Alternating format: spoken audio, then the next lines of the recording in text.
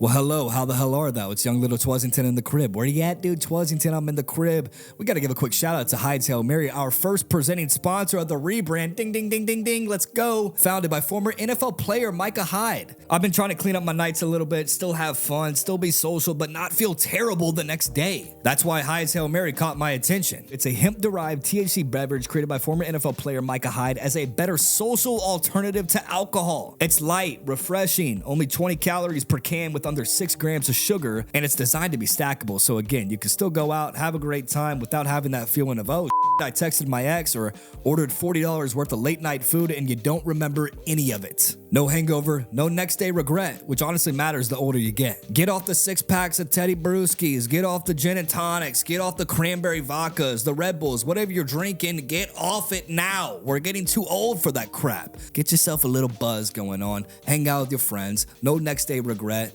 Wake up feeling great, go to the gym, do it all over again. We've got a promo code for you. Same time next week, 15 for 15% off of Hyde's Hail Mary. Click the link in the episode description. Get off all that crap you've been drinking for the past 10 years and get on the field with something new. We appreciate Hyde's Hail Mary for sponsoring the podcast today, and let's get into the episode.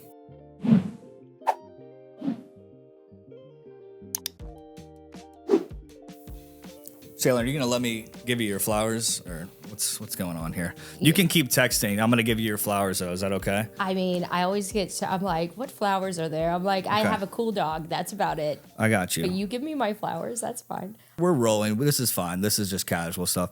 Shaylen on the pod. Chattanooga raised, right? Chattanooga raised? Chattanooga raised. Okay. Chattanooga and then Dallas part-time. And then Dallas part-time.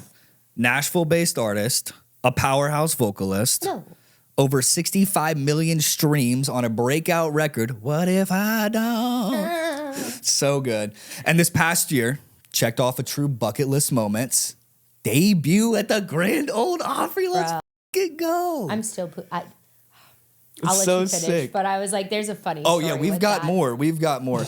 The last thing, I got a little note right here. Congrats on all the success. But I do have to say, whenever I open up my Instagram app, I see you at an ungodly, early time posting on Instagram stories talking about how you're going to vocal lessons. You've got the filter on. And it's like 7 o'clock in the morning. Like, what are you doing, bro? Oh, my God. What's so funny is, it would be one thing, if they, when you're starting out in music and you're younger and you're just like, I have the collagen, I have I can pull an all-nighter. As I've gotten older, and then you're in a van, Not or anymore, your back is screwed up, and then you're on a plane, and then you haven't slept for 48 hours sometimes. Yeah. And you got to get on stage and do 75 minutes of just I'm not dying inside. Some days I get up and I'm like, we're doing it again. Yeah. See? Grind, don't stop, nonstop. And since we are giving out flowers, was going to do it yesterday, so you got to put these in some water. Oh, wait, you're literally giving flowers? No, you're not. You deserve it. Congrats on a 2025. Oh, my God. Of course. This actually is going to make me cry, because I was like, wait, if you only knew my 2025, I was like, I survived. You deserve it. Researched a lot about what you did. We'll talk about it, but you deserve it. That's yours. Happy New Year. And congrats on all the success. They're so pretty. You got to put those in some water. I got them yesterday right before they're noon. Beautiful. Oh, my God. I didn't actually know you were giving out flowers. You're a precious angel. Yeah, of course. Of course. Should we kiss now, or honestly, guys, I think we should all three. Yeah. I think we should, or maybe is it weird if we just do something with our feet? I don't know. Okay, I'm gonna. Yep. You got good feet or no? I don't. No. I freaking sorry. I can't say that word publicly. I've never been into the feet, dude. I don't really understand I will tell you this. It's my biggest insecurity in this lifetime, because I did point ballet as a kid, and you have to stand on wooden blocks in those shoes. Yeah. It's screwed up. And so I think I'd happen to be in point ballet right as my skeletal system was still developing. And I think it did a number, because my toes seemed to just stay in whatever formation that was. How long were you doing ballet for? The point life for me, the ballerina life, I respect hardcore, because I like tap, I like jazz, hip hop. I am not a ballerina. No. And I am not a point ballet ballerina, because that shit, that hurts. Your toes bleed. Yeah. And I'm just life's hard enough. Mm-hmm. But I don't think I'm going to continue on that one. And my mom, Peggy Sue, was real good about anytime I wasn't great at something, she would let me try everything. But like volleyball and point ballet, illegal for me to do. Not good. Not good. No bueno. Watch out. Don't let me have a volleyball. My wrist is broken or your face. Were you okay at volleyball? No. No. And she would be very, very kind on how she did it, but she was like, looking back, it was basically like, let's try something else now because that's not your thing. And like, those are my two like really not good things. Cause like my ballerina skills even, I don't know how to stand like that. I hunch back. And I see it now. I'm like, we got to fix that. Yeah. But like the ballet, they're so poised. I'm not. I should have been a dude. I think the Lord sent me down right before and just, he's like, let's switch her actually. Because I'm like, I sit like a dude, I talk like a dude. My mom's like, Jesus. I grew up with all dudes. Were those the only two sports that you played then? No, I tried all of them. I was a hell of a soccer player. Nice. In fact, so much to the point where it was singing or soccer at one point that I was like, which one do I want to do? Really? I was right midfield and then goalie. But I have horrendous asthma and also like my lung capacity when I was really sick with pneumonia when I was little, multiple times. And it like, whatever it did to my lung, half the air capacity now I have. On the like right or left side. So basically it damaged the lung and then I developed this bad asthma that in Texas heat, I'd be dying in the middle of the summer. I couldn't do a game and get all the way through without blacking out and I'm like, oh my God. You know, it was not good. It was not good. And then I was like, all right, that was chosen for me. It's not soccer apparently. That's all right. So, which now looking back, I'm like, that's rough to chase professionally. Yeah. As a female. I played a little bit of soccer, but I couldn't dribble the ball. I was just playing defense, like trying to push all the guys and stuff. Like, go get out of the way. You're honestly, not it's a scoring. great anger release. I'm like, get the fuck out of Yeah. That's what I want to do in the car. Yeah. You got a lot of road rage or something? It's really just rage, I think, that comes out on the road. Yeah. But like, I'm not a really angry person. In fact, maybe it would do me good if I found some kind of anger in me to like not get up every day and be like, "Oh, I'll do this again." Yeah. But for some reason, it does come out in the car. You should go to one of those rooms where you break a bunch of stuff. I want to so bad. Yeah, I don't even know what those are called. I just know it's me, and somehow I break me. Like I'd accidentally hit myself in the head or something, you know, or so like a piece of something would fly into my eyeball. Yeah, it's not good for me out there. It's dangerous. Let's get into it, dude. 2025. Because it seems like you were constantly, like, always playing shows across the country. Dallas, Atlanta, Panama City Beach, being on major stages like Watershed, Festival, and the Grand Ole Opry. So I will start out the podcast by asking, how would you describe 2025 for you, both personally and professionally? 2025. Break it down for me.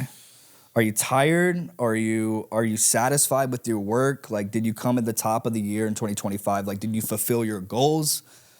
Let's say this. My goals and my plans, I'm very open about, like, big guy's the reason. Like, my life is just, like, whatever he wants. I'm just usually told where to go, and I'm like, but as humans, I think we have it's just natural to have our goals, our way, our plan. The plan I had for 2025 and the plan I got, very different, very different, but great in a different way. Because it was I had gone and I just, every so often I'm like, I want to grow or I want to do this. I did not know he was like, all right, you will get to grow all at once in every capacity and face some of my biggest fears as far as like who I am as a business owner. And because you're running a small business, like as an artist, and there's you employ your band or your business management or management, and it's like you are the president of that company. But I also face some of my biggest fears, like just on a personal level of things that I never thought in this lifetime, or at least be 50 when I figured it out, to set boundaries and to like respect me and respect those boundaries and sever things and let go of people that can't keep coming with you on a journey. That is really hard for me to do because my biggest curse and blessing in this life is that I want everybody to be happy to a point where like I'll suffer just so I'm not making you upset.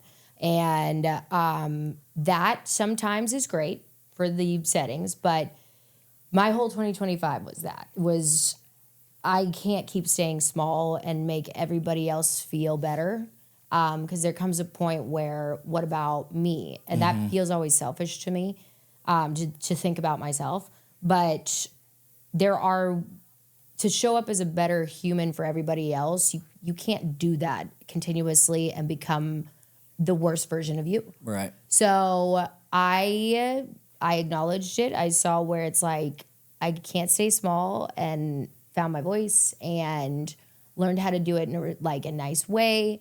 And I was okay if it was not if it didn't make people happy, while also keeping my business afloat and doing 40 something shows and being an artist that behind the scenes in life, I grew. And I'm walking into 2026, I will say fully optimized, if you will. And I like what I learned. I didn't like it in the moment. Let me tell you that. I was like, I would like a refund now. So as far as walking into this year, it wasn't the plan I had in 2025 and the goals per se, but I actually think they were better. Right. So it sounds like a lot of growth and a lot of learning. It was so much growth that I might take a year off if I could, because I need a year off after this last year. Because I learned and people are not a lot of them are awesome anymore. People don't lead with integrity. They don't lead with honesty. And my brain, as a human, I don't know that there's some kind of switch I don't have where it's like, okay, this is business and I need to get ahead. What can I use who? And I don't think that way. And I'm sure if I could maybe put myself in settings and know how to manipulate people, but I don't. I don't know how to do that, and it actually that's not you either. It's just not I'm just everybody. I want to help everyone, and everyone's good, and that's great. But it's sometimes really a slap in the face when I realize everyone's not great, and everybody doesn't have a moral compass that they lead, and they don't care about you, and you're just something for them to benefit from, and they don't see you as a person. And I see everybody's people.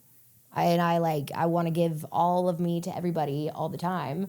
And sometimes you got to realize you can't give yourself 100% to those people that don't deserve it. Do you think a lot of that manipulation comes in, do you see that a lot in the music industry more than anything else? Because when I'm in sports media, it's a dog-eat-dog world in sports media too. You're working with a bunch of athletes and celebrities, and I'm kind of just posting a bunch of stuff, and I don't get to go to all the cool events, but you know what I'm saying? It's a different world, I'd imagine. I will say the manipulation and that kind of person exists in every industry. It does, and it exists, unfortunately, more and more in this time of life that we're in, because I think that these are great to be able to connect with people, but I think it's done something to our society to think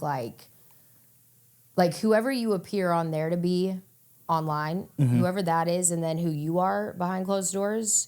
And most of the time when I meet those people, it's is that who you want to be? Right. That's gotten you all these followers and you're really good at filming it?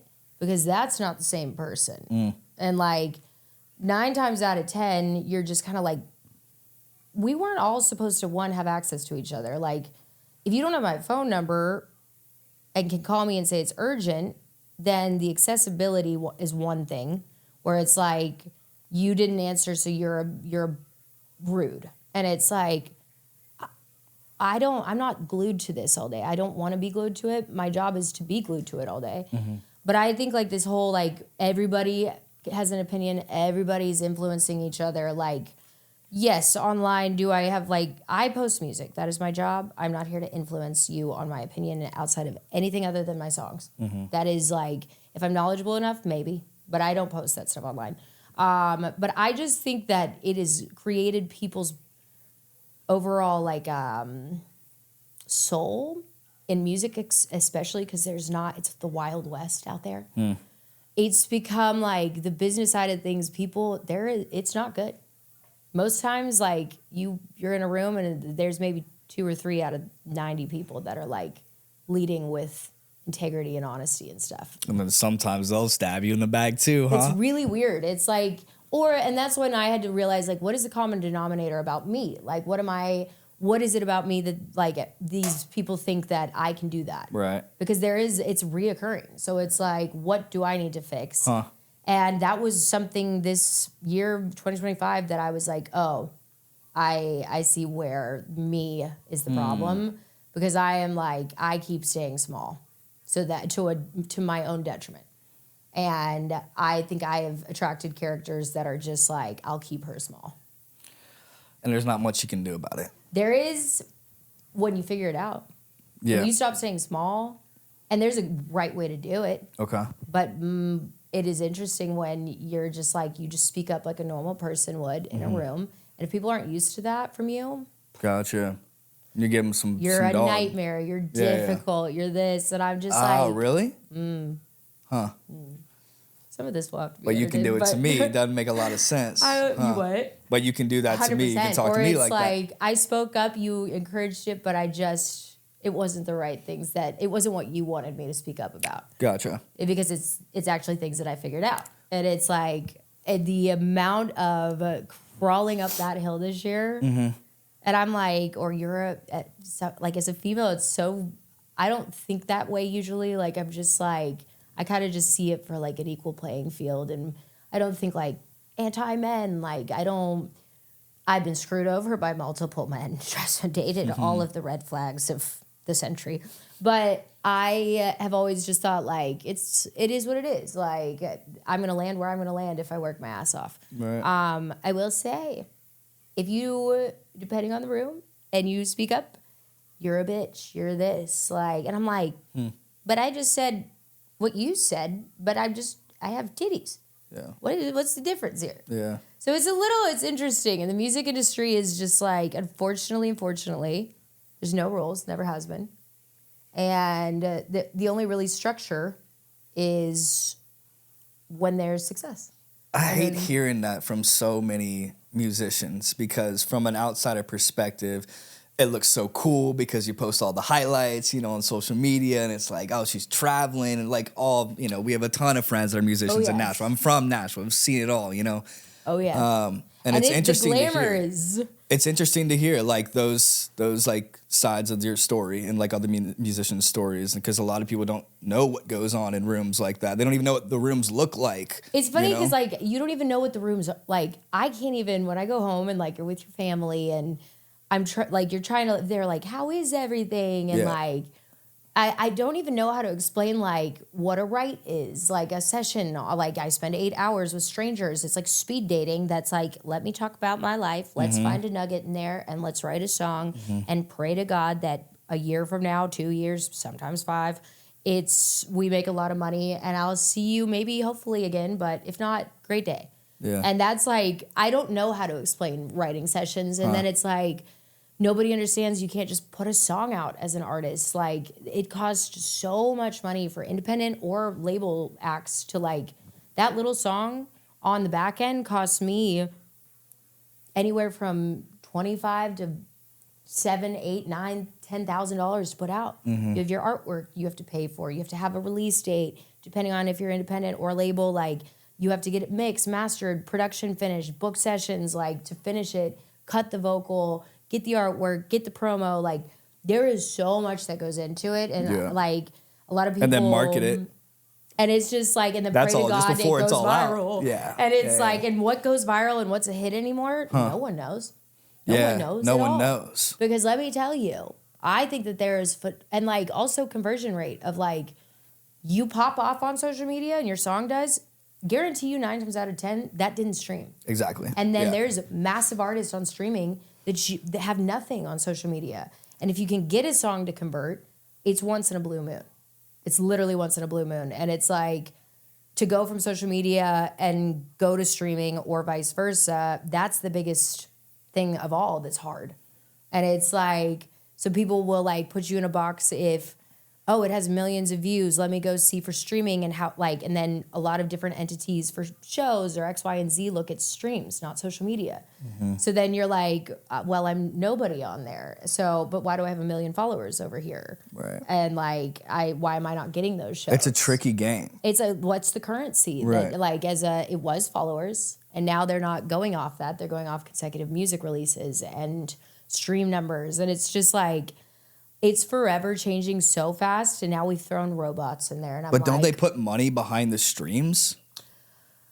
Everything, it's a facade. It's not what it looks like. Because let me tell you, I was so excited, one, that anybody cared enough besides Peggy Sue, my mother, to stream my song for once in my 17 years of doing this. I like it. I did not know, because that is, I can hand on a Bible say that song just organically did that. Like, it got editorial support, and then it was the audience that just, for whatever reason, that song was resonated in a bigger way than I even could have What imagined. If I Don't? Yes. Yeah. And like all of my, like, I didn't know what third partying was. I didn't know people were buying units online. Like number ones are bought. Like people that go number one on iTunes, somebody's buying the units behind the scenes and it's not organic. Somebody's buying their way into a playlist, on, like a big playlist. Like, it's all, I didn't know what that was or that it existed. And I was like, what is third partying? And they were like, because that was what the number one thing was, like, let me see your back end. You have to be third partying for your first song in this genre as a female to be doing this organically. And I was like, because it was doing 2.5 million streams a week at one point. That's insane. And I was like, I don't know what, like, you can check everything. And like every time it was like, and they were just like, there's songs that went number one that this song did more. And I was like, I never got to go to radio yet. So it's like, I didn't know people were buying units or people pay to have their song. Why is it so one. hard to go to radio? Because I've heard It's that so before. much money. Really? So much money for like, so basically a record label, that's the gamble, is like, there has to be data, significant data, or whatever they're going to do. They have to see the point in spending basically $1 million to put you on a radio tour and really get spins at like, to pay to play or whatever. Like, it's going to cost that label $1 million, but they don't make that's where your publishing comes in, is like publishing, radio is publishing. So all the masters, record label has masters over here. Publishing is a separate entity, and that record label does not make masters on radio. It's the publishing companies that make the money. So that's where publishing, if you can get number one at radio, it's significant publishing money, but it's not masters, and that's what the label owns. So they're going to be out $1 million, Gotcha. but pray it's going to set you up to go then tour, make merch money that they get a cut of, and that they'll make that back. So it's a gamble for them, and it's hard to do because it's like there has to be data, there has to be like that you have a response, that the demographics that want it, that you'll keep getting played, like, and radio's even kind of like what's going on. Yeah. And I would love to see what If I Don't did on like to reach that audience, because that's moms that in the car that have it on, or like, I don't listen to radio, but so many people do. Yeah, Or but they're Sirius, taking their or kids like, to school or whatever. they just have it playing. Yeah. A lot of people have oh my gosh, I'm blanking. Sirius XM? No, there's another one. FM? Oh my God, it's a YouTube channel now. What the heck is that called? I went and did a showcase there. It's a massive one that you don't think about. On radio? On your radio? It's on like the TV. It is a radio station, but they have a TV channel. I'll think of it. But long story short, like, so many people have that playing in like Airplay? No. No. I literally could see it in my head, and it's driving me crazy because it's been around since like I was little. Huh. Oh my God, it'll come to me. But like a lot of people, I know the state of Nebraska, YouTube Music is the first in, like, in the running over Spotify and Apple, how they find their music. That's interesting. And I was like, YouTube Music, you guys, and then I went on, I didn't even know that YouTube Music was separate. And I looked, I was like, I was popping on YouTube Music for my pop stuff. And I was like, I thought I was thankfully it didn't work, and it wasn't gonna work, but it was just like, I didn't know the streams it did on YouTube Music. Right. I was like, okay, bitch. Huh. I was like, somebody like my pop music. Okay, so it sounds like a lot of growth. There was momentum, though. It sounds like there was a lot that you learned on. I felt like there wasn't, because I couldn't see, it wasn't the momentum that 2024 had. Like, 2024, I was like Stagecoach happens, and then this happens, Opry, State Fair, like, all these wild, like, because I've only been here and doing it since 2023, 22. So, like, I'm very fresh in this genre. To be able, like, to put out a couple songs for the first time ever in this market, and like my Spotify was all pop music, and I was told like it's never gonna work because you'd have to get all of your top 10 to be the country songs, and I was like, okay, I came here fearless, like I came here with nothing to lose because I wasn't supposed to be here, and I think that's a place that when we all get to, like, whatever happens, I'm just enjoying the ride, but it's so hard as a person and a human to, like, if it starts to go, you grasp on because you don't want to lose it. Because you're like, it's mine, it's mine, it's mine. It's not yours. It can come and go whenever it wants to. That's like, and be replaced at any time. Yeah, and you can, like, we're in a season of like, there are people, massive stars that are like, were the biggest thing ever, and now they're not relevant because somebody else, like, it's the relevant game. It's the marketing game, and it was funny because 2024 was just like everything I could have ever imagined. Like, I get here, and then a year later, I'm doing an opera debut. And I was like, what? And then 2025, I'm set up and like everything. And then a lot of things were just, they fully just turned upside down. And I was like, that I didn't get to enjoy this as much as I really wanted to yet. Right. So I was actively doing all these shows, which I had some awesome shows. I had awesome moments that happened. But I was so hyper fixated on certain things that didn't happen, not realizing that what was happening was setting up this year to already start playing out better than I could have ever imagined. And it couldn't have happened without 2025 and everything that had to go. Some growing pains, down. It sounds like then. Yes. It had to burn down to build up even better. Right. And I think even just the first couple weeks in, I'm like, oh, I see why. I was like, when I was like, I literally exactly a year ago, devastation, because it was not what I was planning on going in. Like, I was like, everything's great. And then it wasn't. And then I now looking at it, I'm like, thank God, because this chapter, I know exactly who I'm winning with and exactly how this is going to, like, I start to see the connecting of the dots that I'm just like, why can't I remember this every time when my world is ending? And then I'm just like, okay, God, I look back sometimes like a day or like a year later and you're like, oh, I see what you're doing. God's putting his toughest soldiers in his toughest battles. You know what I'm saying? His toughest battle. There was one point at the end I was like, I'm tired, and your battle soldier has no more armor on. I'm done. She's tired. I was like, whoever has my voodoo doll, stop poking her. I was like, there's nothing left to poke. One of your biggest standout moments, you just talked about it, was the Grand Ole Opry debut. What did it feel like to step onto the Opry stage for the first time? I really some days wish I could go back and just fully do that day again, only for the sense of, like, to be in my body. Because, like, I still am not, I'm like, no way that was me. No way. And, like, behind the stage before I went out, Chris Young, who has been a wonderful friend and a champion, and I didn't even meet Chris prior to him coming and surprising me to, like, intro me. I was like, what? So he just came and surprised me to give me my intro, and he also called me to let me know. And I had yet to meet him, but I met him officially there. And then I'm getting ready and, like, doing interviews and getting dressed. And he's like, Shaylen, come out. And he's like, why don't you meet my good friend, Brad? And I, like, was like, I turned the corner. I was like, Brad Paisley. What? And then it was like Whispering Bill was standing there, which my favorite song, and the reason I got into songwriting, is Whiskey Lullaby. And, like, I never knew. I was singing I didn't even know what it was about when I was little. And then when I figured out what the actual song is about when I got older, and I was like, wow, songwriting is so cool that you could do that. And it's like, I was resonating with it for one way.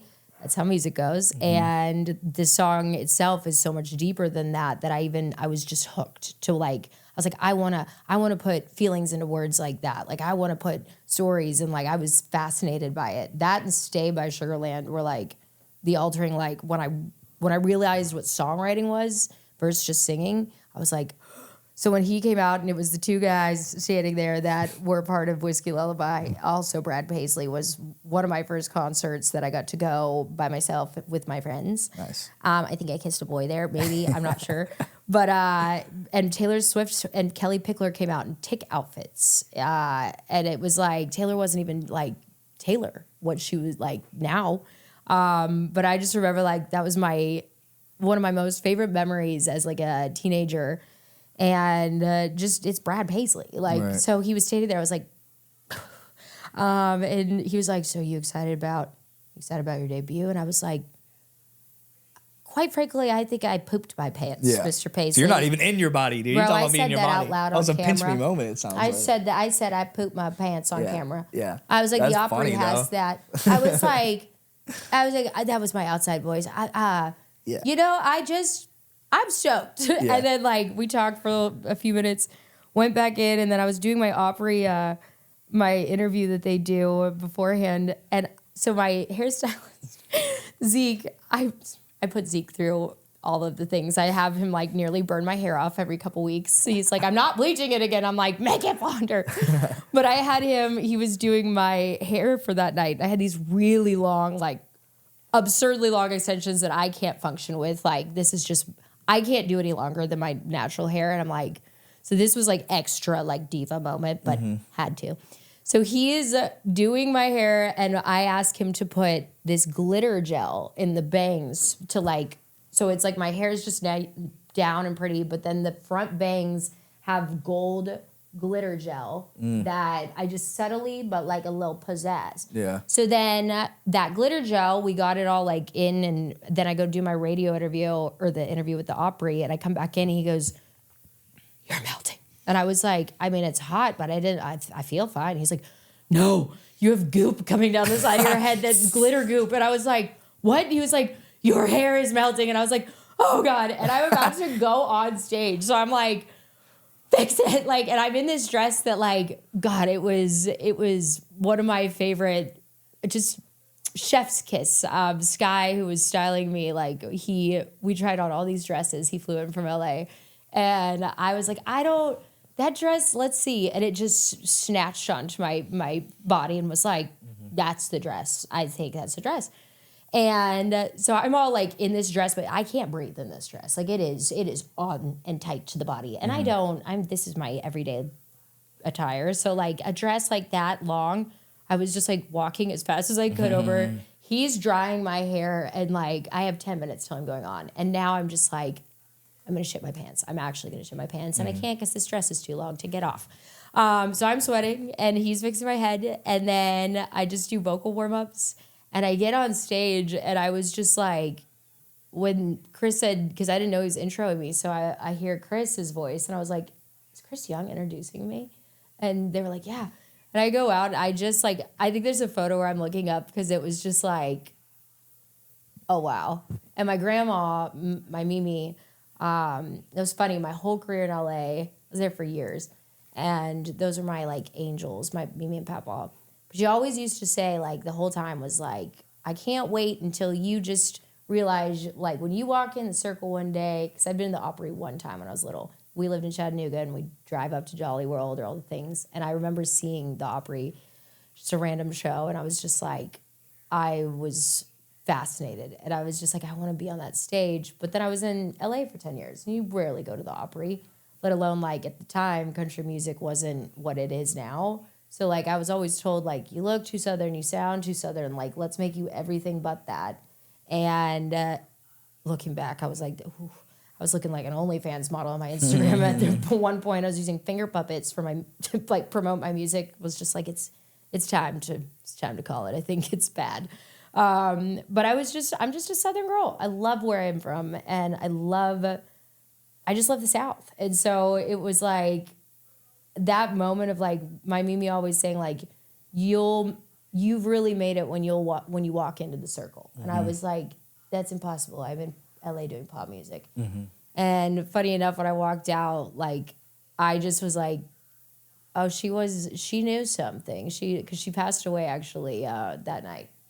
And I didn't know, like, no one told me that she was, like, on the verge, like, of, and I didn't, like, get to, I'm gonna cry. But that Opry night, I think she held out long enough. Apparently, like, I stepped in the circle and I guess she passed away, like, a couple minutes after that, and I didn't know. And it was so funny because that was what was going through my head when I walked on stage. It was just like, huh. And I was gonna call her afterwards, and then I found out that she passed away. One of my questions here is: was there anyone you thought of before or after going on the stage? That would be my Mimi and Papa, and I just and like I was gonna call her after, like, because she wasn't doing well, but like I didn't think that I wasn't gonna not be able to call her after the show. So what I was gonna come off, and I, like, as I'm coming off, like, Alison Krauss is standing there and Vince Gill, and I'm just like, or not Alison Krauss, Amy Grant. Amy Grant's wife, or, oh my God, Vince Gill's wife, Amy Grant, who's also just somebody else I, like, grew up listening to. She's like, you did great. And Vince Gill's like, you're a pro. And I was just like, I was like, wake up. Like, I was just like, I don't remember anything except for, like, I was like, I think I sang. No idea if I sang. Yeah. Answered some of the questions afterwards, which that part you could tell when I first answering them, I'm like, oh, she's struggling. Because there's a video, he's like, how did it feel? I was like, I was just like totally not speaking English, but I get off, they're there. And I kept thinking about my Mimi. I was like, she's going to be so excited.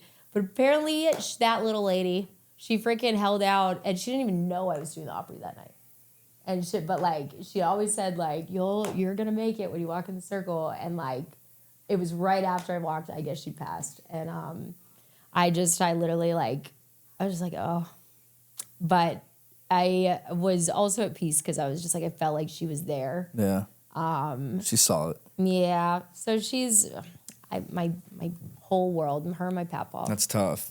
But it's funny because, like, that's something in this lifetime, like, in this career path, like, you sacrifice those moments. And, like, you always, or, like, you miss big moments because it's like, well, this could happen this weekend. And so there's a lot of life you miss that sometimes is hard to, sometimes it's really hard to be okay with that.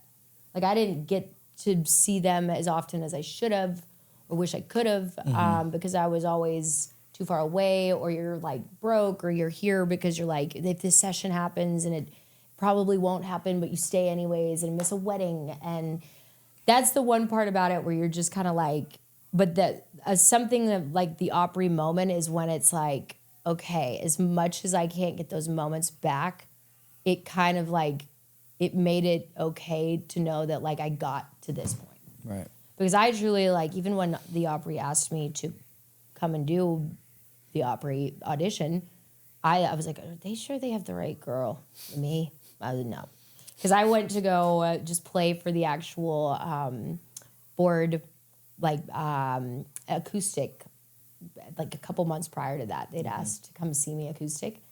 So I got to go tour the whole venue, and, like, then I sat down and played 3 songs, and I was stoked if that was all it ever was. Because I was just like, they know I exist. This is so cool. So then a couple months later, like, and then to get the call from Chris, I was just like, is this my life? So did that change the way that you viewed yourself as an artist? No, for some reason I'm something's wrong with me.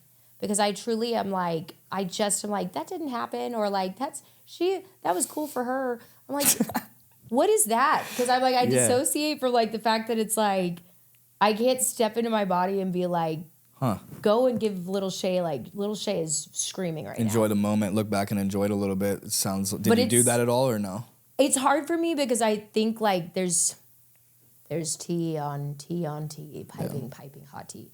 That a survival mechanism that I developed very early on, like, when I first started in music, that was just like, kind of like separate yourself so that I can like wake up and like show up as, hi, I'm Shaylen today. And like my first record deal as a kid, all the way to my third record deal was just like, that was leave her at the door. If her life is upside down and she wants to sob, she can't. She's on camera and this is who, it's the same girl, but this one has to be the product Shaylen, and then this one can't come to the party today. So you kind of separate, even though Shaylen, the artist, is the same person as Shaylen, the person, it's two different people that have to show up depending on the day. Because I have to show up and do my job, and if there is something world-ending going on, I can't look at, like, nobody cares. Right. Or they do, but you can't say it, like, depending on the settings. Like, you are a product. And, I love it. That's why I do it. But it is really hard to remember that that's the same person rather than two people. And so sometimes your brain just associates like that's somebody else. Is that something that you're going to take into 2026? I'm trying not to, because I would like to feel like all one functioning unit, and find a balance of how to do that instead of just fully like remove myself every time.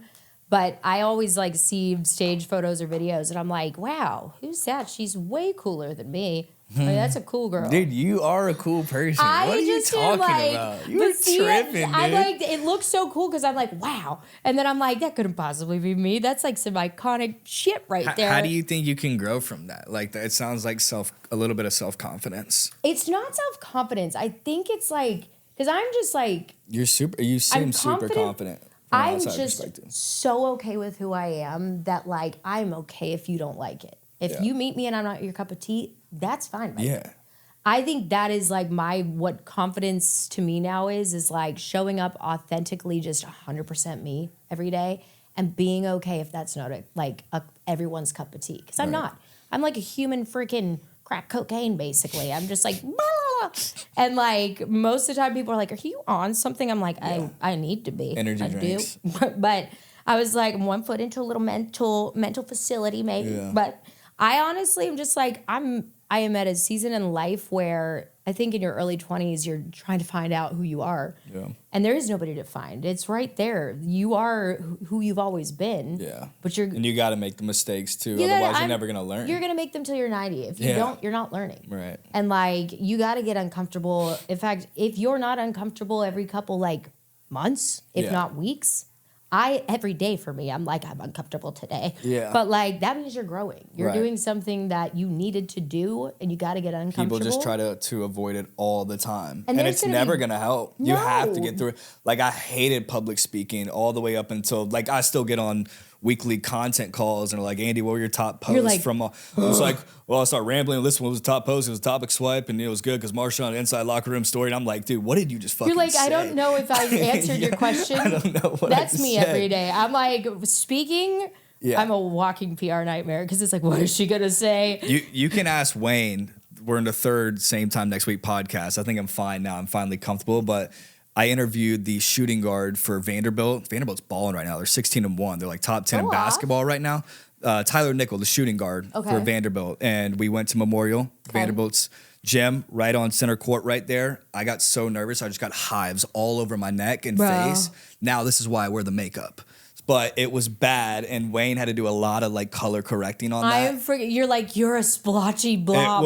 Ask him. It was not great. That is hilarious. Great. So yeah, actually though, great story. But it's like, I swear this I'm isn't anything keep doing it. Like I'm gonna keep doing it. You know what I'm saying? Public speaking I hate it. Yeah. Like in fact, there is like, I mean, I love to talk. Yeah. I do not like to like talk like, if that's what I'm up there to do and not sing. I'm like, hello, everybody. I'm shaking. Like, hi. I used to hold a paper clip.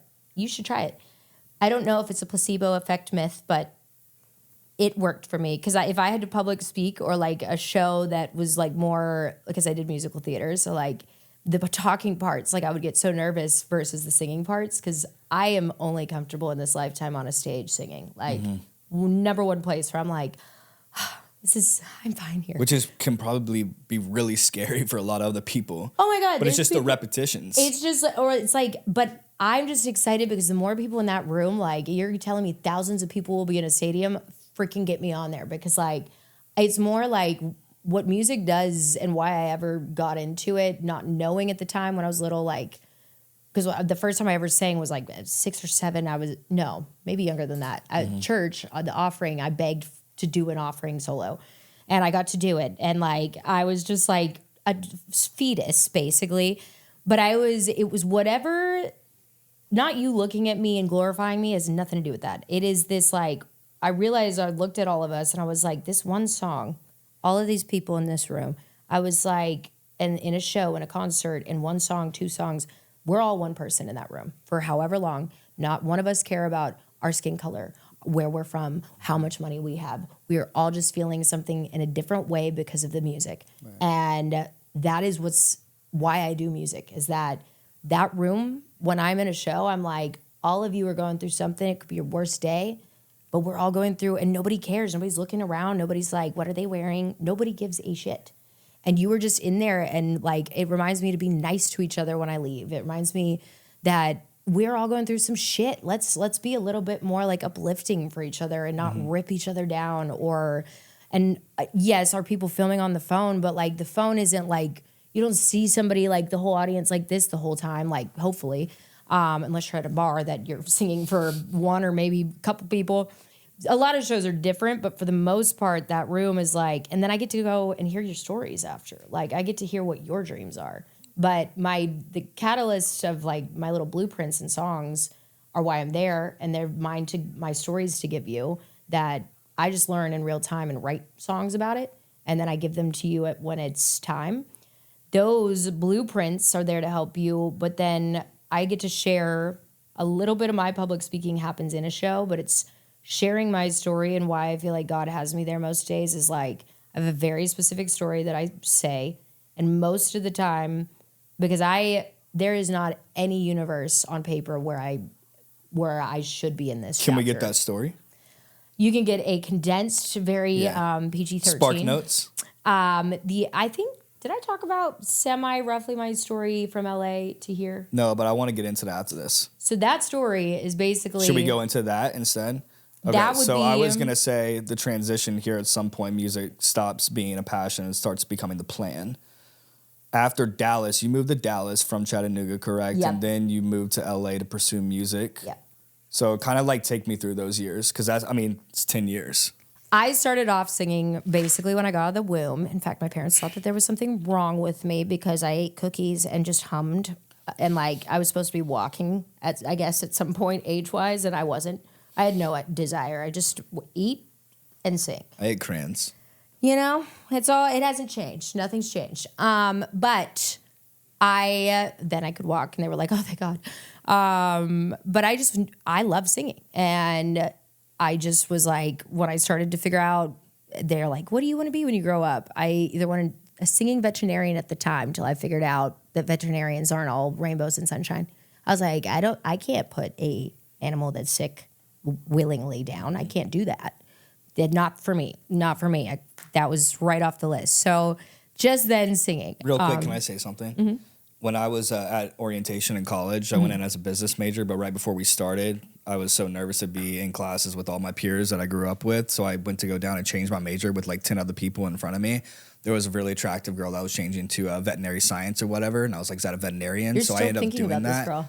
Yeah. And I went back home. My mom almost sent me to college, but I never even found that girl in my classes. You know what? I hope girl. Yeah. Out there, veterinarian switching? No, now it's the Hawkers girl. The one girl, I was at the bar at Hawkers the other weekend, and this girl waved. She was a server, waved at me. And so I went back on Friday night and just sat at the bar by myself waiting to see her. I don't even think she worked that night. So if you see this Hawkers girl that waved at me, I'm gonna go back tonight, I think, at the bar, and probably every other I can't tell it that I'm like, you just sat at the bar alone for hours. I did. I spent like $80 at Hawkers too. It was insane. Wait, the last time I saw you, you were looking for love. Yeah. You haven't found love? Nah, still am a little bit. Getting kisses here and there, but... I'm done with him. Yeah. Ladies, you heard it here first. On the market. Really great guy. The Hawkers girl, please. He got me flowers. Yeah. Come on. Nobody gets flowers anymore. I'm going to go back tonight. Honestly, I was working. like, these are cool. Really? I keep kissing girls with kids, and I don't want to date them, so... Oh, no, we can't be doing that. I mean, like, all power, like... but it gets hairy after a while. Yeah. The kiddos, like, if you want to take, what'd you just say? No pun intended. I'm done with you. Oh, God. I'm like. Go check out my mom's business, Wax Spot Skin Studio.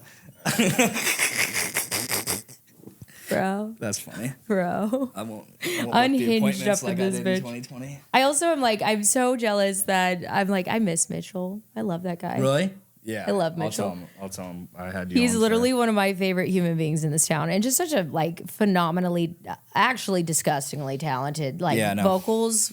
I know.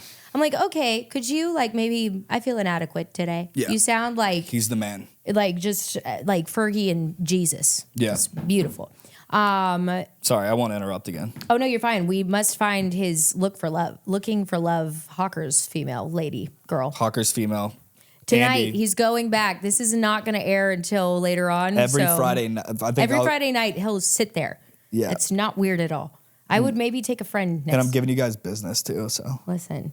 Yeah. He'll tip you big. You want to come or no? I can't say it on the road. I was like, I got to take care of a few things. But that's fine. If I'm done, what time are you going? I don't know. 6:30. Could be down. Right now, the day I'm about to endure, I was like, I could use a bottle of Jack Daniels. Yeah, good drinks. Good flask, maybe. All right, well, maybe I'll come. Shoot you a text. I'll be wearing a bear hat. That's all you wear. A grown adult. We're gonna get another photo, and you're gonna be right next to that one. Every time I just have all the bucket hats in the world because I'm just like everybody should wear a bucket hat. Yeah. They're great. All right, give me the story. Okay, dude. Give so me the freaking story, dude. We're not doing a movie length podcast, TED Talk, really. Okay, so my story, come out of the womb singing. Basically, my first solo in church, like, because obviously your parents, like, my parents were in the FBI. Mm-hmm. Like, my dad, they met in the FBI. My mom was paperwork side. Dad was undercover. That's what my parents, like, that's nobody, I don't have any family members that I could call to ask about the music industry because all my brothers are just like, they do accounting or this and that, and like that's about it. Like I don't have a roadmap, if you will. So like my parents did not know what being a singer entailed.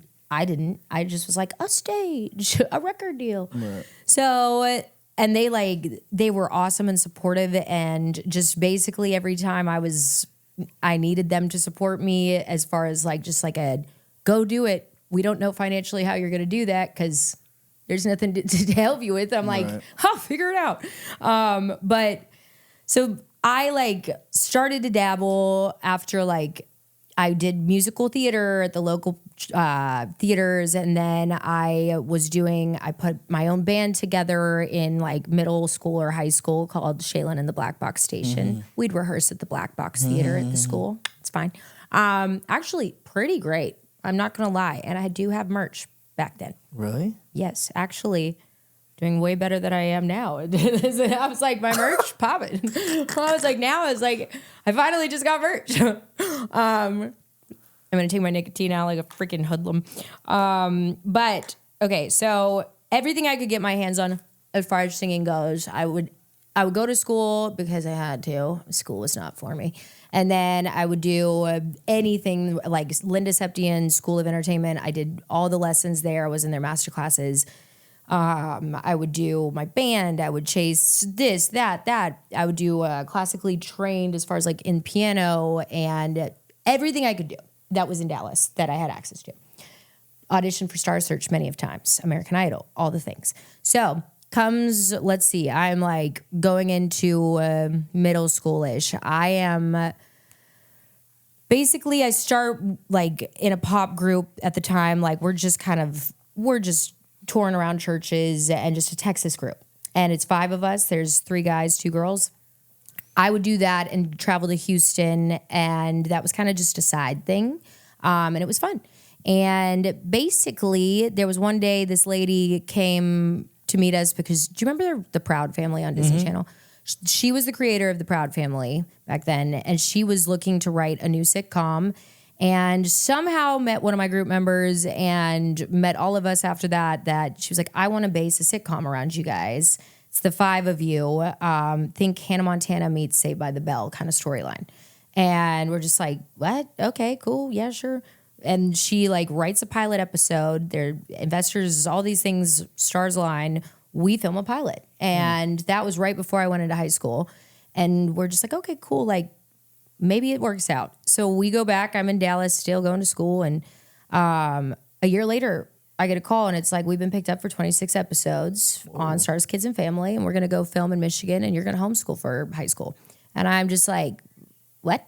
And sure enough, my mom moved with me. Can you take us kind of through what that pilot episode looked like? So basically that pilot episode is an introduction. It's 5 kids that are in school that they go to a prestigious school and of performing arts. And behind the scenes at night, they go and perform at Mr. Moody's Sweet Shop as dressed up, disguised characters. That particular episode were all different fruits. I was grapes at that episode. But we couldn't, like, you weren't allowed to perform outside of the school. Like, it was very strict. And the principal that was, like, this like, the bad guy, you'd get in trouble and expelled if you're performing outside of school. So, basically, we dress up and we have our first show and it's popping at Mr. Moody's Sweet Shop and then go back to school like nothing happened. And that episode, we filmed it at the Fellowship of the Woodlands in Houston. And like, that was where we used the church to film it.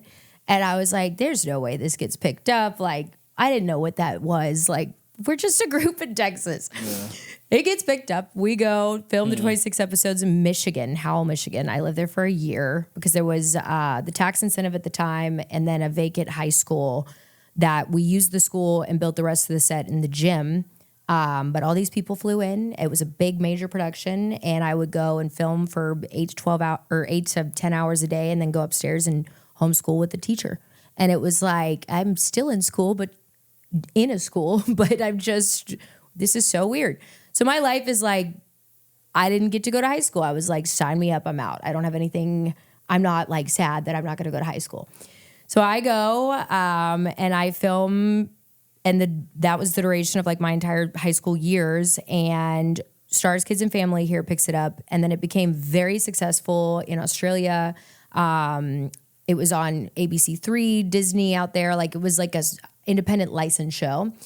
And then, so we started to gain a lot of buzz overseas. And then America, it started to come out here. And basically right at that time, Young Money, Cash Money finds us. Oh, Birdman and totally Slim. forgot. Dude, this is so good, actually. Yeah. This is so good. Birdman and Slim, because Nicki, I don't know how I got this on my arm. This is so good. So Nicki had just had Starships. The Starships, dun, dun, dun. Yeah. So they were like, that's a pop-leaning song. So Birdman and Slim, there was Young Money side, that was Drake, Wayne, all the guys that are hip-hop. And then they wanted to branch out and make Cash Money pop side. And the Wayne and Drake were at like peaking at their like lollipops happening, all these different like, they're massively one of the biggest labels at the time. And then they just find this pop group out. I don't know how we landed on their desk, but like we landed on their desk and they wanted to showcase us. And I'm like, this is awesome. And I don't know who these guys are. I'm like, this is great. So Debbie Reynolds Dance Studio, because we go to LA and work sometimes too. And right now, like, we just got done with a South America tour. I'm touring South America, like popping over there. We'd get out of the van and it's like, Savvy. I'm like, oh my God. Did concerts over there. I was like, okay, all right, this is cool. So I'm like 16 at the time. And then all of a sudden we get this call and we fly to LA. We do a showcase at Debbie Reynolds. 5 kids, mind you. The oldest kid in this group is 18. The youngest is 13. And it's these kids, and we literally do our like little show for them, and it's like heavy dance and singing. And Birdman and Slim and their bodyguards, like, they walk in heavy with the posse to Debbie Reynolds to showcase these 5 kids dancing. And I'm talking Louis Vuitton bags with like cash, some Glocks up in there. I was like, and Slim is like 6'7" with like and then Birdman comes in, grill just like so shiny. You're like, and they just come in and watch us do our little show. And Slim starts talking, who's like 6'7". He's like, like, what is he saying? Like, he's so big, yet he's like, so yeah, man. I'm like, what? So I'm sitting there. I'm like, does anybody speak Slim? I don't know what this guy's saying. I guess translated, he was like, we love you guys. We want to do a record deal, basically, is what he said. And the rest is history as far as like we signed 5 kids to Cash Money. That is fucking insane. And so that now is fucking insane. they flew us to Paris to work with Red One at the time, who did, you know, when Gaga was like, Red One. Yeah. We all thought Red Wine. No, she's saying producer's tag Red One. I got to... Cash Money flew the 5 of us and our guardians to Paris, did the album with Red One, half of it, and I got to say, Red One Savvy. I made it. I peaked. In Paris, France. It's fine. So then we come back. We're about to go do another tour over. Like, we're starting to, like, the trajectory. Hold up. So, okay, you go out to Paris, you said? Paris, France. 5 kids. Like, after you signed the deal, what was the deal? What was the contract? So How much money were they offering? Okay, what's funny is back then, my mom, Peggy Sue, God love her, precious angel, and like record deals, that was right before music. Like, there was no online to be famous. There was Star Search, American Idol. Like, so like a record deal was like, oh my God, I've done it. I don't know what the hell that deal, like we were 5 kids and our, like the management that we had at the time, I'm not really sure. All I saw was record deal. I do know that looking back, I thought 10 grand in my pocket. We all got 10 grand a piece. There's 5 of us. So 50 grand. That's not bad for a 17-year-old. That's literally now. It's like $1 million as a 17-year-old. Bro, I was popping in my brain. I'm like, I've made it. And I was making like $2,500 a week on the show. So like, damn. I was banking. And you were fucking rich. I'm like, you're welcome, Mom. I made it. Bought my first Louis Vuitton and then sold it for rent not too long after that. Bought a Camaro and a dog. I was like, I am just raking in the dough. Damn.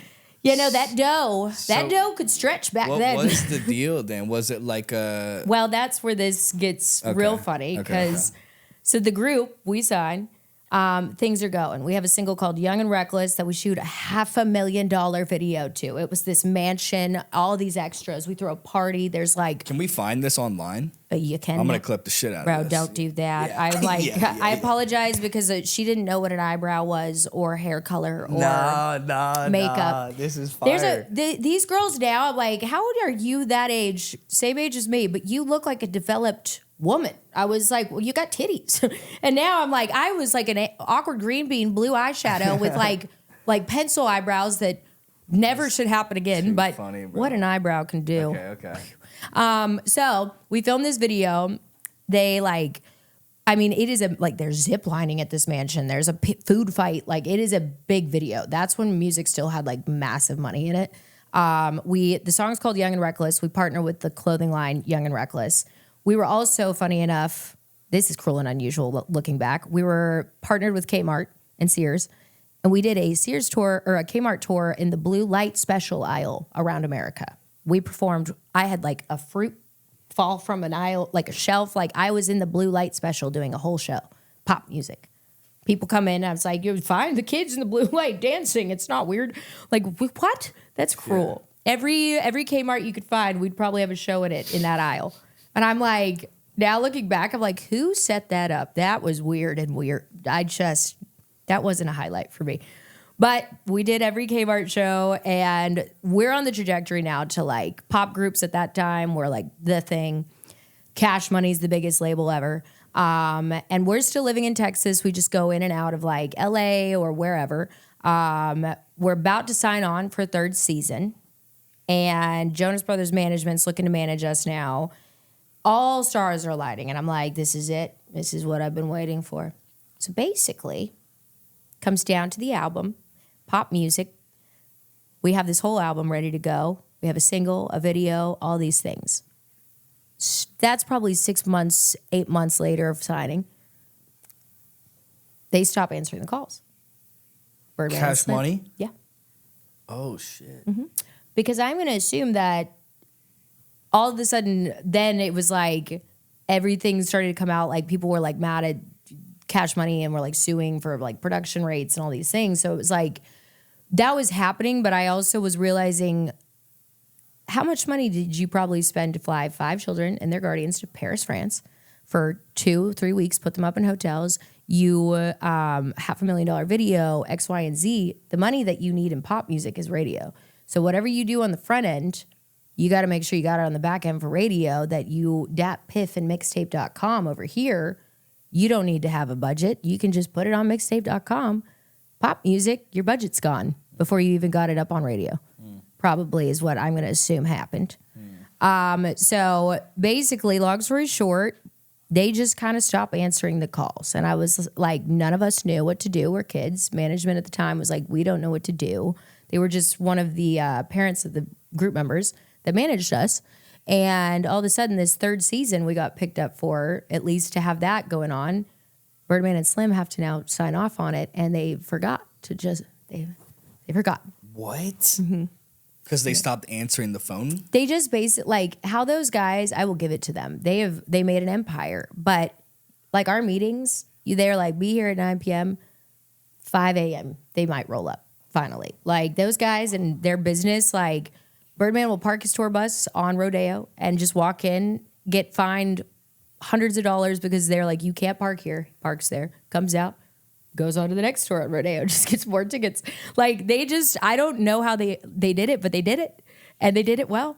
But, like, it was so funny because, like, I went from not that long ago, we were signed, and, like, my first, this was a crazy story, but, like, first Grammy, like, red carpet is the Cash Money Grammy party that we're going to as a group, and we're freshly signed, and we're the hot thing. So a Cash Money Grammy party, my group members, we're all getting ready at the hotels, and this girl, she had her natural hair color is jet black. I don't know why I'm talking in third person, but I decided that looking back at this outfit, my God, somebody should have told me. But I had blue spiky heels on, blue space leggings, spandex leggings, a blue top with spike studs here, a leather jacket, and I was like, I'm the hottest thing in the world. Lady Gaga wanted her clothing back from Goodwill. That's what that was. But I showed up, all my group, I get out. The guy looks at one of my group members, he goes, what are you wearing? I go, bitch looks hot. What do you mean? 16, 17. He goes, Shaylen, all the colors in the rainbow, not that color. I go, what? He's like, blue? Cash Money? You're wearing blue? I go, oh, shit, right. Because the what Crips does that and mean? The Bloods. Yeah, no, nobody told me that. Peggy Sue didn't. I didn't grow up. I grew up thinking everything is great. Everybody loves each other. It doesn't matter, like, if you're polka dots. Like, I didn't know what that was. So he's like, gangs, Bloods, Crips. And I was like, about to shoot their own team member. He was like, blue is the one color that is forbidden because they're red. I was like, blood, are they getting IVs? What? I don't understand what Bloods and Crips are like. What do they need canes on the other end? What's going on? And he was like, no, it's gangs that they have colors that they wear. And I was like, he's like, and you're in all fucking blue from head to toe. I'm like, fuck. So I'm just this kid. I roll up and, like, we're taking carpet photos, and Birdman was like, man, little mama. He goes, I'll give you a pass this time, but you can't wear blue like that. And I was just like, yes, Mr. Birdman, sorry, Mr. Birdman.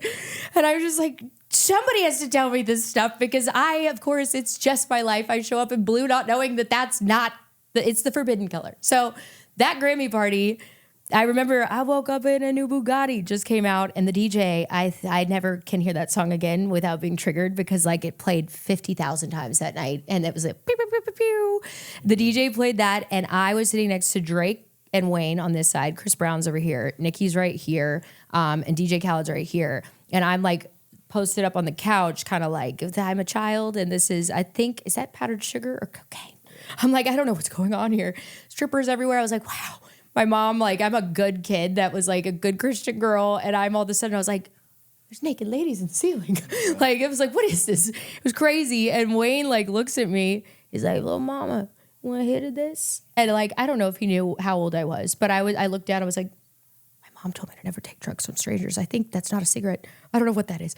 And then I was like, but I gotta have to I gotta do it. So I was like, if Lil Wayne offers you I literally was like, I'd never smoked weed. And I literally was like, sure, Mr. Wayne. I was like, thank you. And I'm shaking, and I'm like, I just fake. I'm like, yeah. And I just, like, fake it. I was high for 7 days after that for Really? sure. Like I didn't even inhale and I was like, I'm like a child, and that's my first J I ever smoked was with Wayne. And I'm just like, and I fake smoked it because I was like, please God, please don't let me die. Like I'm panicking in my head, and I was just like, great. And then the rest of the night I was like, everything's so spaced out and weird. And I was just, and I woke up and I knew Bugatti. I was like, I can't hear this song anymore. But that was my first like introduction to that life.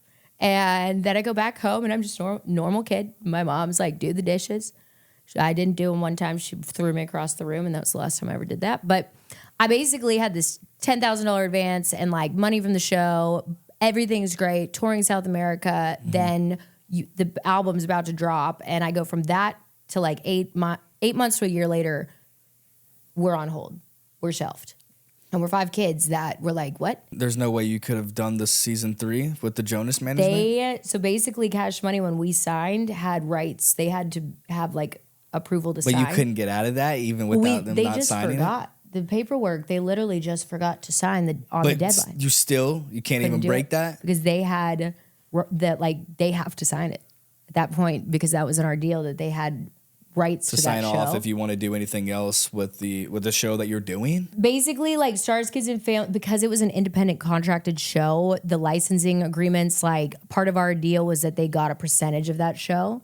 So our record deal was kind of like a 360 where the show was involved because that's why a big picked thing of why they wanted us. Yeah. Right. And so whatever the terms were, because to this day, I don't really know. I don't even know who was my attorney at the time. I just think we signed it because me and my mom, I was like, a record deal. Just don't recommend that. But my mom is just like, she's a hell of a mom. She was just like, this kid wants to do this and she's definitely not going to do anything else because her mind's made up. And she just supported me. And so like a record deal at that time was like, you've made it. And so I think like, I mean, it's still a blur at that season and can't remember like chunks of everything because it was just like, I don't even know. It doesn't even feel like my life, like thinking back on it. But like that record deal, whatever we signed, we all got our advances. And then it was like, that was like we were shelved. And I didn't know what shelved was yet. So we're like, I was like, oh, we got to do everything we can. Like, and you couldn't leak music at the time. There was no, you write a demo and share it that day. Like, that was a big no-no, that people were very, very like protective of the songs. You could not, like people would give you a hard drive to give you what you did so that it wasn't on email so it could get leaked. Like leaking music was terrifying back then.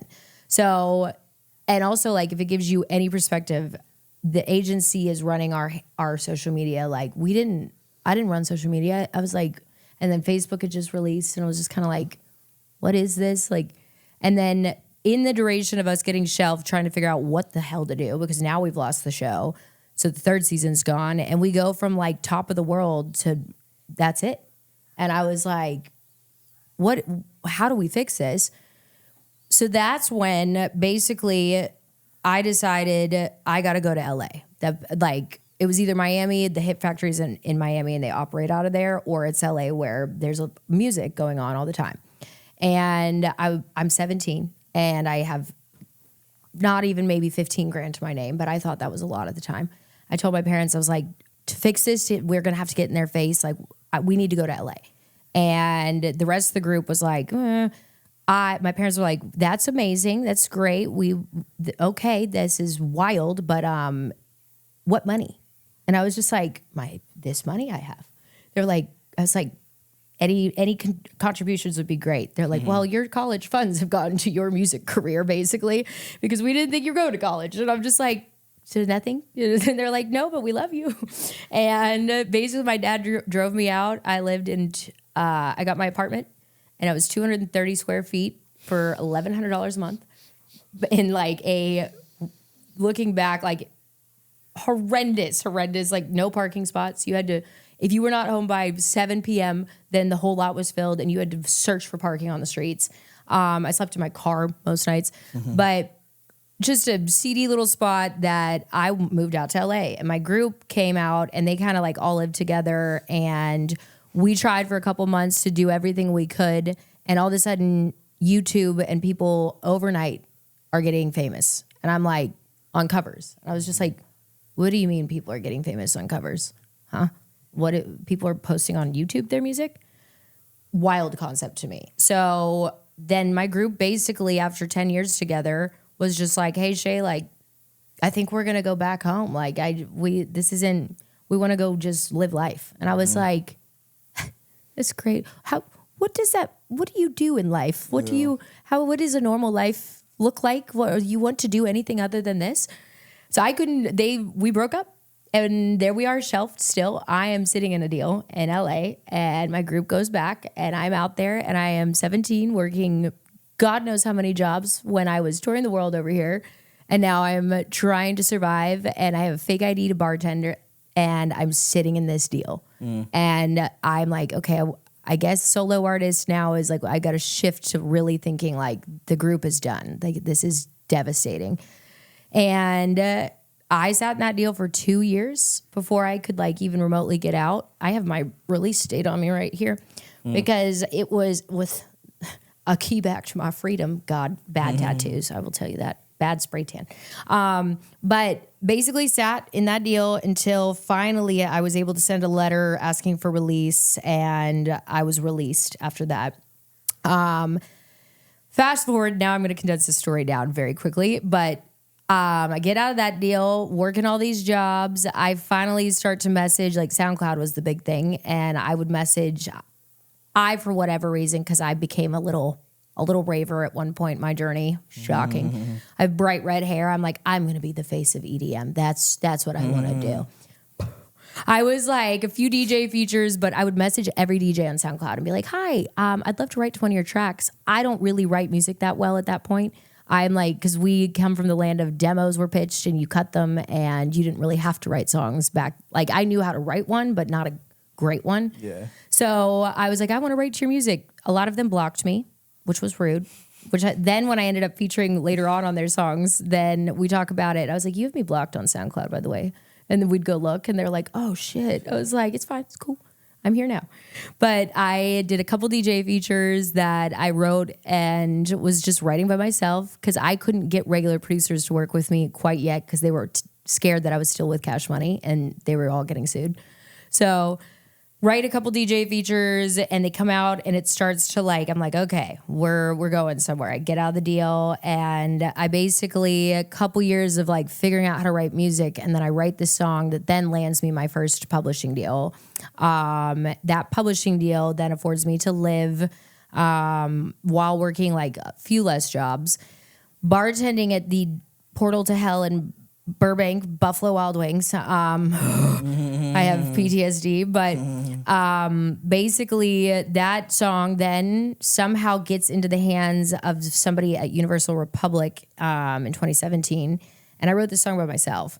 And this song, they were like, who's the girl singing it? And we want to showcase her because it was pitched. I was writing for people. And basically, like, I was trying to do my own stuff, a little bit independent. And they heard the song and they wanted to fly me to New York, showcase me. So I go out, showcase, and Monty and Avery, when I got to meet them, were like, why do you look so familiar? And like your name, it's not a common name. And I was like, well, funny enough, my picture was on that wall because you guys were the hub of the JV with Cash Money. And I was technically signed to you guys. So then a couple years later, I am signed as a solo act. And they were dying laughing because they're like, no to way. Universal Republic. Yep. And like Cash Money's vault is still, because that's still their distributor. And like the vault to Cash Money in the building it's literally a vault. I kid you not. And it's Cash Money. But they were like, oh my God, that's right. You were in the group. So welcome back. Biatch. I'm like, here I am, mothercluckers. Here I am. I'm like, not going anywhere. But this time, just me. I'm not. Yeah, it's me now. And like, I thought y'all could get me down. It was so funny because, like, looking back at it, like, right as I got out of the Cash Money deal, I wanted to come out to Nashville. I'd never gotten to come to Nashville ever. Still, I was only like as a little girl. But like I started off singing in church and on country music, like Stay by Sugarland, Whiskey Lullaby, Before He Cheats, like those, I wanted to do that. And like when I got out of that deal, there was a chance to go to Nashville to meet this guy. And I just fell into management long story, but I just never got to go out. So then I land myself into this pop deal that 2018 I get signed.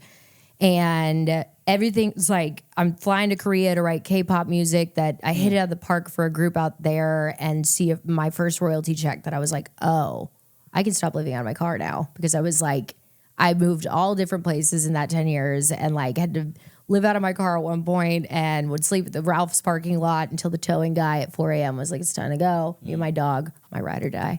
This is him. But we slimmed it up there and get signed. And one of these songs I wrote in Korea for a group called EXO takes off. And I was just like, oh my gosh, whoa, that's not the regular BMI check I get. Yeah. What is that? So everything's starting to like, finally, I'm like, okay, I think this might just work. I write this song in 2019 with, funny enough, just by chance, I interpolated I Try by Macy Gray. That was one of my favorite songs growing up. And she was at the studio that day. I flipped the song onto a pop record. She gives her blessing. She's like in the room with me. And that's the single, I Heart Wants It. Everyone's so excited because it's going to be the 20-year anniversary of that song. And radio single, potentially going to be on the Jonas Brothers opening slot in Europe tour. Everything's going. And I'm like, it's time. I've done it. Back at it. COVID happens. Damn. And I was just like, uh-oh, well, it's going to come back, right? Because nobody knew the state of the world. We're all panicking. So then it starts to slowly, like, we're all kind of like, okay, we're at home. And then all the, like, there was so much tension with just everything that happened during COVID. And then they pull the single that I'd had, and we just did an EP that I put it out during COVID, and there was no, like, real push. The label is at home, like, it's not functioning. So I drop an EP. It doesn't do very well, and none of my pop music did. My mom is the only one, God bless her, that was listening. And I was always told in my whole journey of LA, like, you look too Southern, you sound too Southern, like, dye your hair this color, dress this way, like. But inherently, I was still doing, like, all of these country melodies and, like, pop boxes, if you will. Looking back and listening to them now it's interesting, but I basically, like, during COVID, I took a step back from music because I hated Zoom sessions. I did 4 of them, and I was like, I will not. I can't. I hate this. Tried promoting my music on TikTok and was using finger puppets at the end. That it was like, listen to my music, and I've archived those because I was like, it's time. But basically, during COVID, I realized with a lot of different scenarios and things that were going on and like some stuff behind the scenes that I was just like, I got to face the fact that I'm not supposed to be here anymore. And like, God doesn't want me here anymore. And I was like, it's time to go and it's time to give it up. And I was devastated because I was like, there's no way this works. And I just don't love this anymore. This isn't what I fell in love with. The second time you're so close again. Yep. It was my whole career. It was just like, it was almost there and then it wasn't, which now looking back, thank God it didn't work. It wasn't supposed to. But you don't know that at the time. So basically, I've made the choice now in 2020, nearing the end of 2020, going into 2021, I was calling it quits officially after, at that point, 15 years of doing this and chasing it, and was like, I don't know what I'm going to do as a backup plan in my life. What do I do?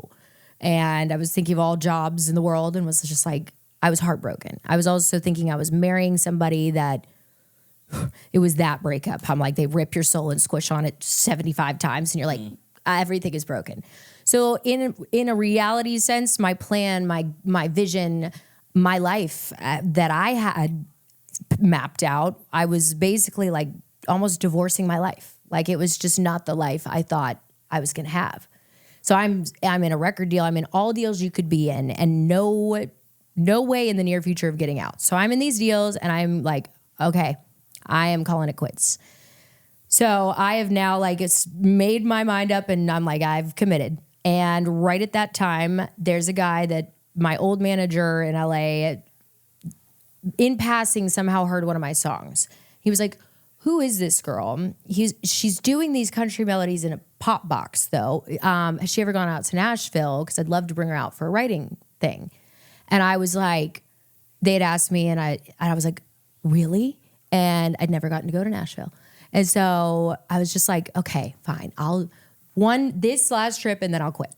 So basically all the things were lifting in COVID, like everyone was kind of comfortable traveling, and I go out for my first trip ever. And I had never been to Nashville, never written in Nashville, and I am going through behind the scenes. There's not one moment where I wasn't crying at least once a day because I was so heartbroken and was just like, and I was being told like I was basically done as an artist, and I was only out in Nashville to write songs, but these songs would go to other artists and they would be pitched, which is fine. First day, first session, first song I ever wrote here, I walk in and it's Lindsey Rhymes, Seth Ennis, and Phil Barton, and never had written in a Nashville session, but I was like, I'm sure this is probably too much of a pop concept, but I'm going to go cry in that bathroom secretly 6 times today because I have waterproof makeup. All the best ones you could think of, I found them. And I'm going to cry this whole time because like I am just, my life is not what I thought it was. And it's, what if my life moves on without me, and what if I don't? And that was the first song I ever wrote here. Really? Oh, wow. We wrote it in like 45 minutes. And it was the best day. In fact, so much to the point where when I left there, I was like, that might be one of the happiest moments I had ever had in years of like, it was just exactly what I wanted to say. I sang it exactly how I wanted to sing it. I was just being me. And it was like no one there to tell me like, make it like this or make it like that. And that's fine. That happens. But it was just like, it was just who I was. And I said what I had to say. And it was honest. And what's released now is that demo vocal. It's like, and there was a point in that demo vocal, you can't hear it because we didn't put it in there, but I am crying in that, like as I'm recording it with these men I don't know. And I'm like, I'm so sorry, guys. I'm like, but it was just everything. I was so, so happy. That whole week I wrote, half the songs I put out now were written on that first trip. And I, at the end of the trip, was like, I am so happy, but also devastated because I can't put these out. And I just feel like for the first time, I can't give these away. But there's no universe I get out of all these deals. Like, it's just not possible.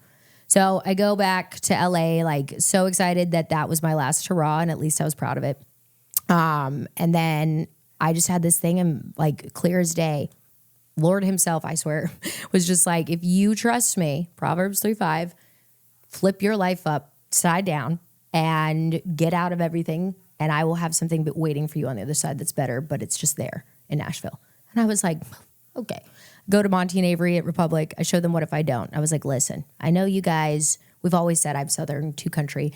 I'm going to play you this song. I think it is where I want to go. And I know you guys have Big Loud Morgan partnership. Maybe we do something like that if I do Nashville.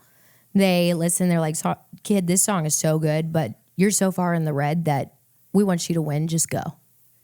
I was like, I owe you millions of dollars. What do you mean? They're like, if we partner with them, you'll never make money. Just go. And I was like, that's it? That's it? They're like, leave the pop music up. Go. Should have wrote that song a couple months earlier, you know? What's funny is like, because it was perfect because if I hadn't gone to Nashville and like the timelines, and if I would have stayed, because an LA label, you need one here, and it would have just not been a great fit with the team I had. And it was like, okay, like that's great. And it would have been in COVID. And it's like I wouldn't have done anything. And also, like, I don't know what my life would have looked like. Right. So then I get out of that. Gotcha. And then it's like somehow on paper, because when I tell you the other deals I was in, there was no universe. No universe. I was in them for 10 years at least from that point. I get out of all of them. And I was just like, it took a few months.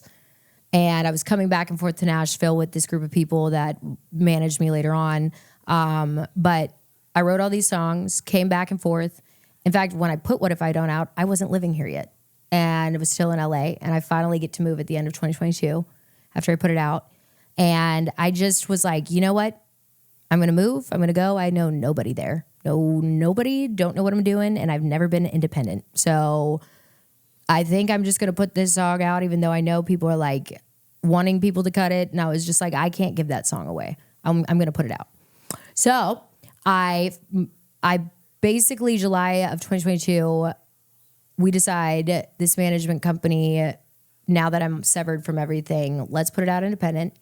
And I made a note to myself. I said, if something doesn't go in 6 months and more than Peggy Sue, if it's not more than her listening finally, I'll call it, but at least I'm proud of whatever it was, the last thing I put out. And then I'll go wherever. Because I was just like, I had nothing to lose. I was just in a place of like, God, where do you want me? So I just went where he wanted me, and I was happy for the ride and enjoyed it, good or bad. And I put that song out, moved to Nashville shortly after, and put it on TikTok, just independent. And 6 months to the day, it snowballed to the point of like, they converted from a TikTok video going viral, massively viral, to then streaming. Apple picked it up, Spotify picked it up, and it just went. Yeah. And I was like, you're funny like that, buddy. 6 months I gave you, which is an absurd short amount of time in this market. And it changed my life to where I'm sitting now today. I mean, I've only been here 2.5, 3 years, and like crossed off bucket lists. Like, I didn't think I'd ever play shows or Opry or like get to see this chance as the artist or be an artist in music at all. And one song, everything changed my life. And that's what I'm going to pull this back to the ADHD moment of that part of my show, and why I even do this and why I'm really here is a short version of that story I say on stage. And then I let everybody know every time in a show, because I have to say it every show. And I'm just like, I'm here because my songs, because those are my blueprints that I give to you, that are my lessons. But why I'm really here is that whatever you're chasing, whether you think it's too late, you're just starting, people tell you it's too big, whatever. I was like, wherever you're at in your journey and whatever you're doing, if I'm standing on this stage getting to do my dream every night now, there's on paper no way I'm supposed to stand here. So let me tell you this. It's not impossible if I'm standing here, because it just wasn't supposed to be a thing. And then I say, go chase your freaking dream. Yeah. And then most of the time, that's what I receive back from people is like, I went and started this today. I went and did that. And really, that's my end goal, is to take all of the stuff that I've been through and learned in the 3 record deals and all these things that I wish I had somebody to teach me, when to sign a deal, when not to, what to do here. Like, I want to take all of this, and then like, hopefully the catalyst is music, and grow as a person and start these centers that are going to be a big idea into one thing, but like help people. That's why I'm here, is that if I don't leave the world a little better than when I got here at the end of my lifetime, what's the point?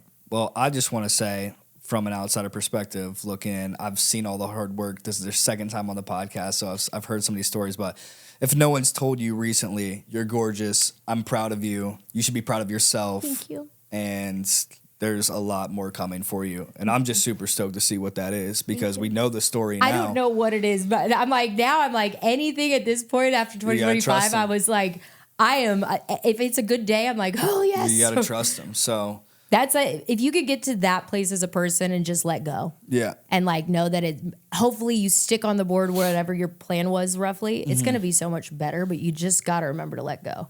What can we expect from you in 2026? God, I wish I could spill all the tea. Yeah.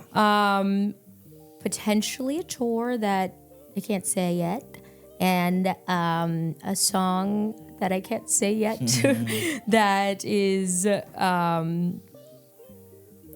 we'll see if I can say this, or we might have to edit it out, but a duet of some sort.